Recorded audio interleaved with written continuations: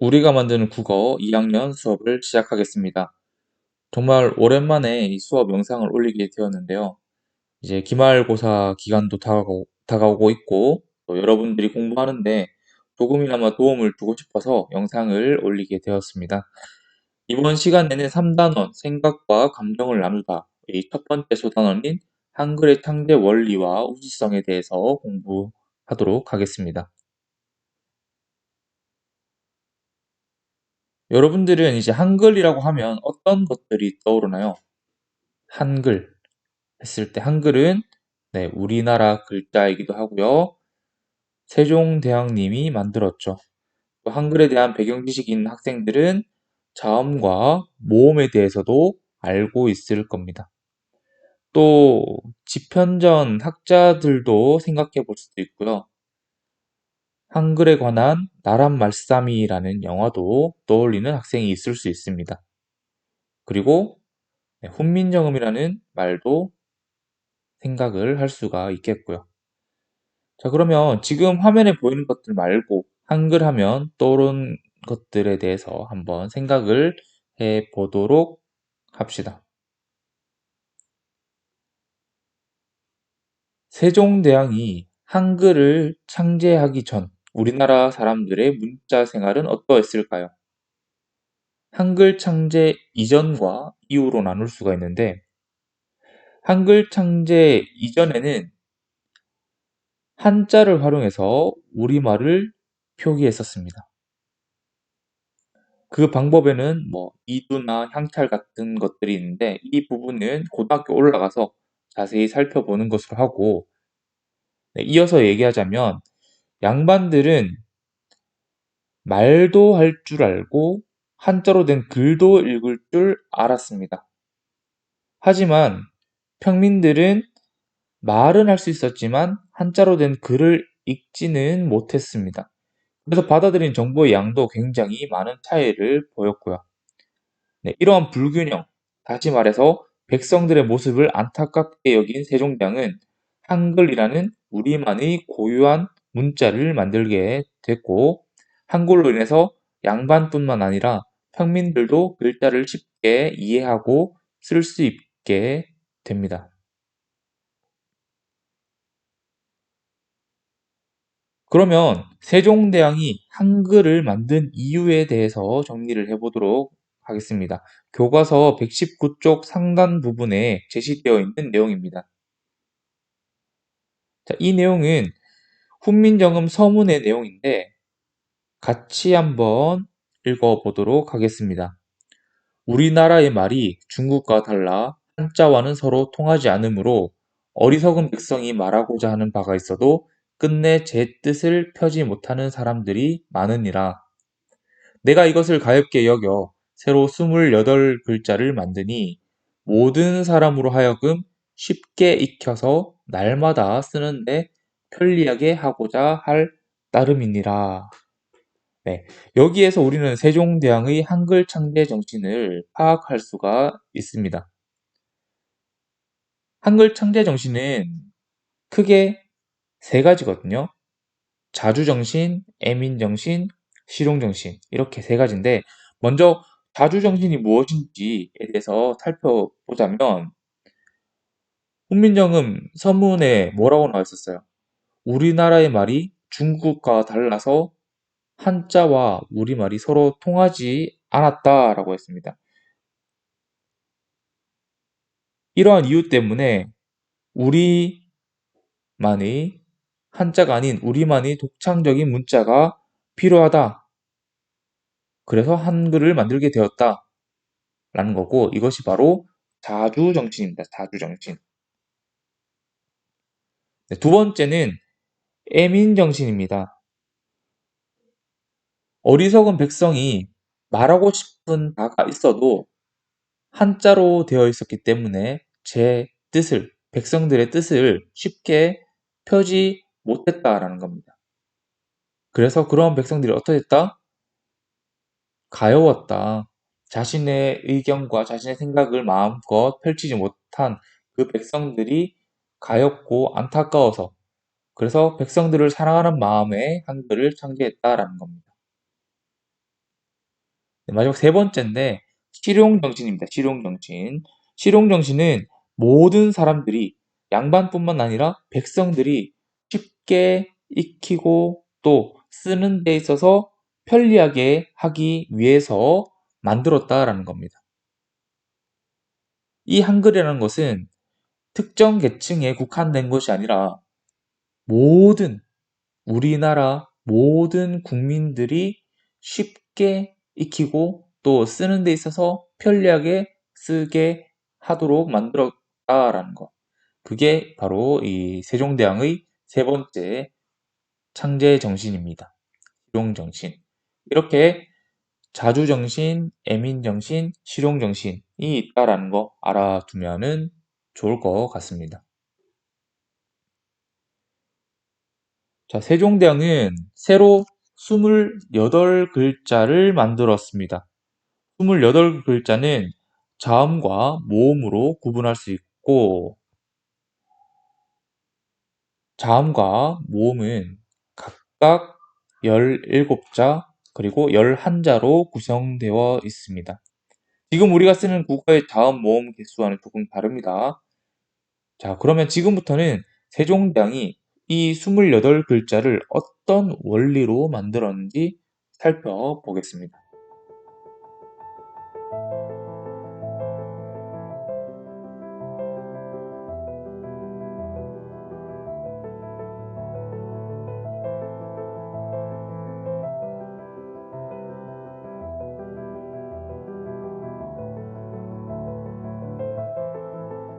한글은 어떻게 만들어졌기에 이런 찬사를 받는 것일까? 570여 년 전 종이라는 우리말은 우리 글로 담을 수 없었다. 말을 옮길 글자가 없어 중국의 글자를 빌려 쓴 조선.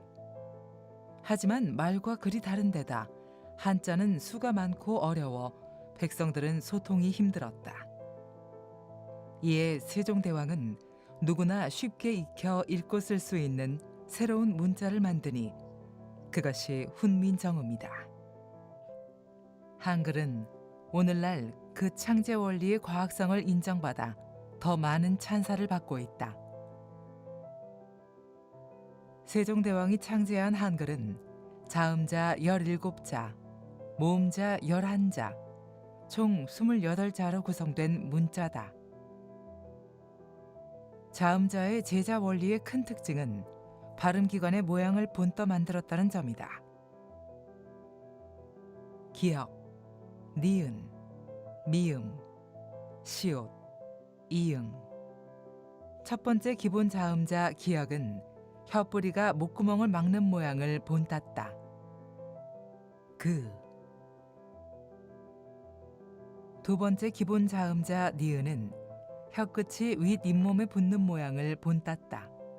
느.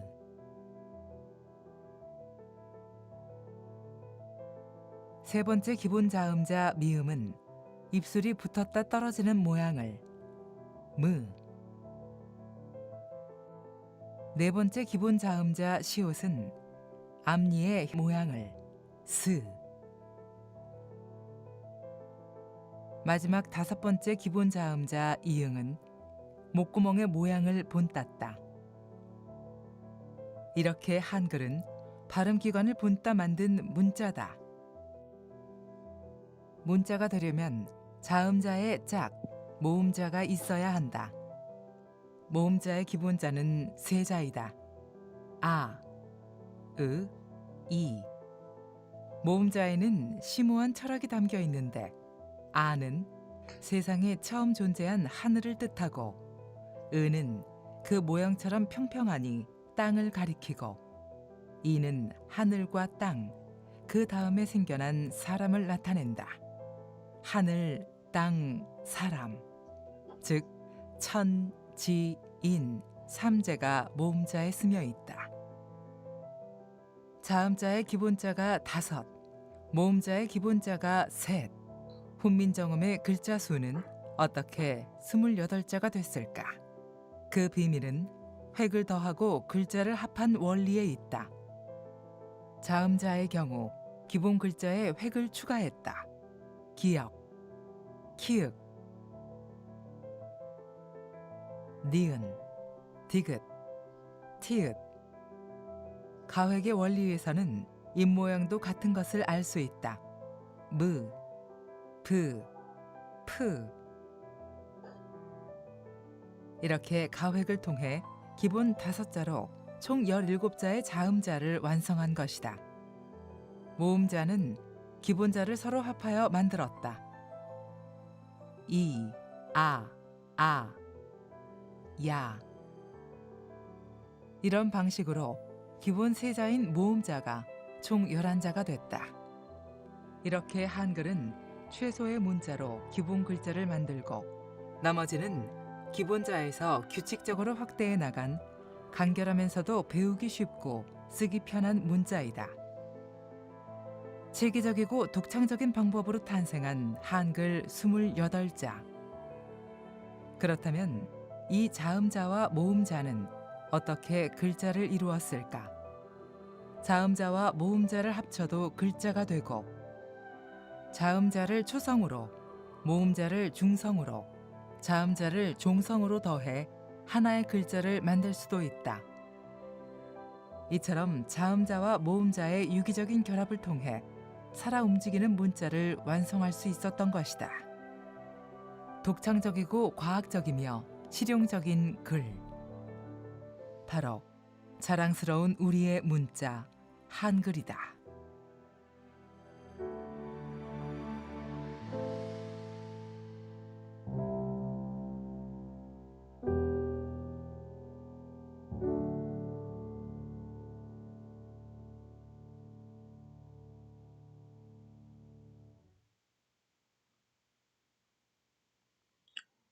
네, 영상을 잘 봤습니까? 이 영상에서 이제 한글의 자음과 모음이 어떤 원리로 만들어졌는지에 대해서 교과서에 있는 내용보다 조금 더 자세하게 설명을 해주고 있었던 것 같습니다. 그러면 이 영상을 바탕으로 교과서를 보면서 우리 한글의 자음과 모음이 어떤 원리에 의해서 만들어졌는지 한번 정리를 해보도록 하겠습니다.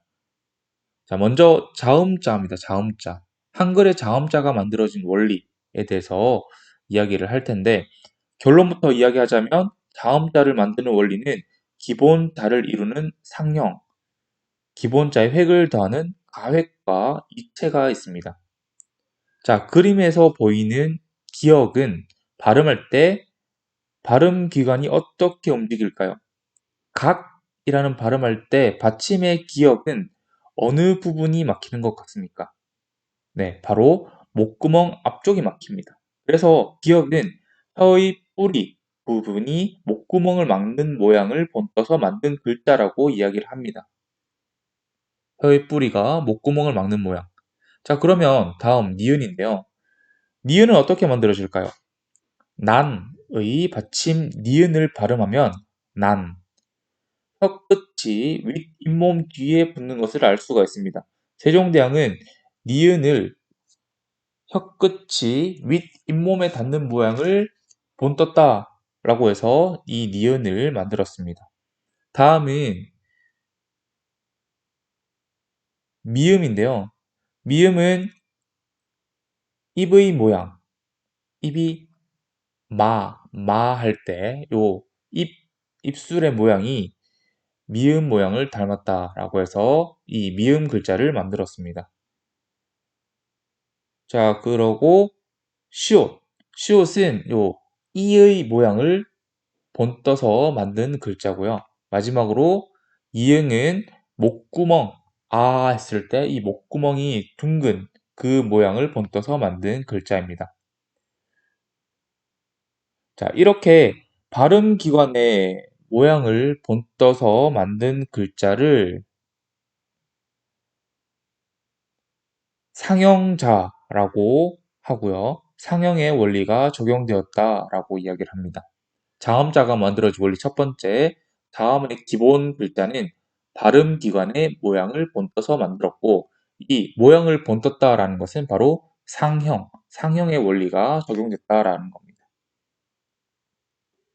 자, 다음은 자음 기본자에 획을 추가해서 만들어진 글자입니다. 획을 추가한다. 기본자인 기역, 니은, 미음, 시옷, 이응에 획을 추가하면 어떻게 될까요? 히읗, 디귿, 비읍, 지읒, 그리고 이 히읗 같은 모양을 가진 여린 히읗이라는 글자가 만들어지게 됩니다. 자, 여기다 획을 한 번 더 추가해 볼까요? 획을 더 추가하면 어떻게 될까? 디귿이 티읕이 되고요. 비읍은 피읍, 지읒은 치읒, 여린 히읗은 히읗이 됩니다. 자, 이렇게 자음의 기본자인 기역, 니은, 미음, 시옷, 이응에다가 획을 더해서 글자를 만든 것들을 뭐라 그러느냐? 가획의 원리, 가획자라고 이야기를 합니다. 자, 뒤에 우리가 이체자를 볼 텐데, 이체자와 가획자의 차이는 뭐냐면, 가획이란 것은 획을, 기본자의 획을 더하면 더할수록 어떻게 된다? 소리의 세기가 점점 더 세진다. 세지는 것을 가획자라고 이야기를 합니다. 자, 자음자가 만들어진 원리 세 번째. 일단 그 자음 17자 글자 중에서 상형자인 기본자 5개, 그리고 가획자를 제외한 몇 글자, 리을, 세모, 이응에다가 꼭지 달린 거, 요 세 글자가 바로 이체의 원리가 적용된 글자라고 보면 되는데, 리을은 우리 지금도 쓰고 있는 글자이기 때문에 잘 알 거고, 가운데 있는 세모는 뭘까요? 세모는 바로 반치음이라고 부릅니다. 발음할 때 영어 Z 발음이라고 생각을 하면 되고요. 제일 오른쪽에 있는 꼭지 달린 이응은 뭐라고 부르느냐? 지금은 없는 이응이라고 이야기를 해서 옛 이응이라고 부릅니다. 이렇게 리을과 반치음 그리고 옛 이응은 획이 더해져서 만들어진 글자이긴 하지만 이 획이 더해졌다고 해서 소리의 세기가 더 세지지는 않기 때문에 가획의 원리가 아니라 이체의 원리가 적용되었다라고 이야기를 하는 겁니다. 자, 이렇게 자음자가 만들어진 원리 세 번째입니다. 소리의 세기와 상관없이 획을 더해서 만든 글자를 뭐라고 한다? 이체의 원리, 이체자라고 이야기를 합니다. 이렇게 세종대왕은 상형자, 가획자, 이체자 세 가지 방법으로 자음자를 만들었습니다. 총 몇 글자? 네, 17개의 자음자를 만들었습니다.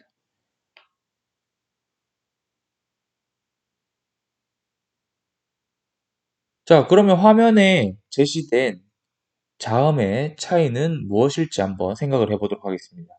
화면에 A그룹과 B그룹이 있는데 어떤 차이가 있을까요?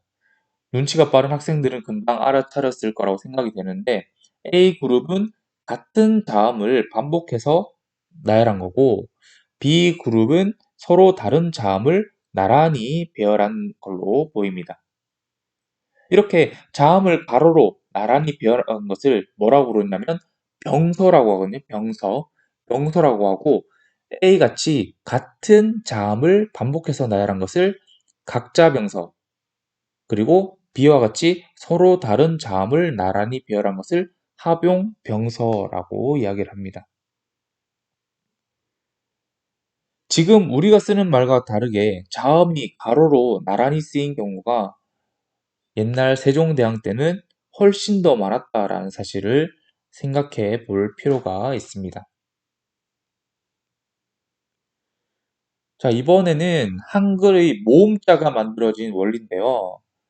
자, 자음이 발음기관의 모양을 본떴다라고 한다면 모음은 천지인, 즉 하늘과 땅 그리고 사람의 모양을 본떠서 만들었습니다. 자, 먼저 하늘이 둥글다, 둥근 하늘의 모양을 본뜬 글자, 둥근 하늘의 모양을 본뜬 글자를 아래아라고 하고요. 그 다음에 땅의 평평한 모양을 본떠서 만든 글자를 으라고 하고, 마지막으로 사람이 땅 위에 서 있는 모양을 본뜬 글자를 이라고 합니다. 그래서 모음의 기본자는 아래아, 으, 이 이렇게 세 개라는 것을 알아두면 될 것 같고, 여기서 한글 모음의 기본자는 뭐를 본떴다? 모음의 기본자는 천지인, 즉 하늘과 땅과 사람의 모양을 본떴다. 뭔가를 본떠서 만든 것. 어떤 원리일까요? 네, 다음에서 본 것처럼 상형의 원리가 적용되었음을 알 수가 있습니다. 자, 그러면 다음으로 모음의 기본자가 합쳐져서 또 다른 모음을 만드는 경우에 대해서 살펴볼 텐데, 아래야 점 하나에 으 또는 이가 결합한 경우, 이렇게 아, 오, 우, 어 라는 글자가 만들어지고요. 이렇게 아래야 하나에 으 또는 이가 결합한, 하나하나가 결합할 때 우리가 뭐라 부르냐? 초출자라고 이야기를 합니다. 그리고 아래야 두 개의 으 또는 이가 결합한 야, 요, 유, 여 이런 것들을 또다시 합쳐서 만들었다라고 해서 제출자라고 이야기를 합니다. 이렇게 이 초출자와 제출자 모두 기본 글자가 합쳐져서 만들어졌다고 볼 수가 있습니다. 자, 그래서 한글 모음자가 만들어진 원리 두 번째, 모음의 기본자를 합쳐서 다른 모음자를 만든 이 원리를 바로 합성의 원리, 합성의 원리가 적용되었다고 볼 수 있습니다. 자, 자음이 만들어진 원리, 자음이 만들어진 방법에는 상형, 가획, 이체가 있다고 한다면 이 모음이 만들어지는 방법, 원리에는 상형과 합성의 원리가 있다는 거 잘 기억을 해 두어야 하겠습니다.